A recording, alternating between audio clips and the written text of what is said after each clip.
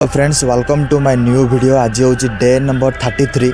यही जो day number 33 रे मुझे मोर बेसिक वर्कआउट सहित आज मुझे मोर लेग वर्कआउट वेरी सिंपल भाव में कर देखी। आपन देखिपे आज माने मौसम भल अच्छी देखिपे माने सूर्य बाहर एवं आज वर्कआउट भल भाव करने माने ट्राई करी स्टेप बाय स्टेप भल भाव में कर देखापी। ये आपण मो वीडियो सहित जोड़ी रुहतु एवं मो वर्कआउट आपण स्टेप बाय स्टेप फॉलो करी निजर फिटनेस जंत्र या इम्प्लीमेंट करंतु। चलंतु आज दिन को स्टार्ट करिए। आपण देखि पारथुबे मु प्रथम जोड़ा कि दिन स्टार्ट कार्डियो स्टार्ट करूची। माने ए जो कार्डियो रहउची मोर कंप्लीटली रोड रनिंग रहउची। ए जो रोड रनिंग मु गोटे 5 किलोमीटर करबी ऑलमोस्ट 30 to 35 मिनिट।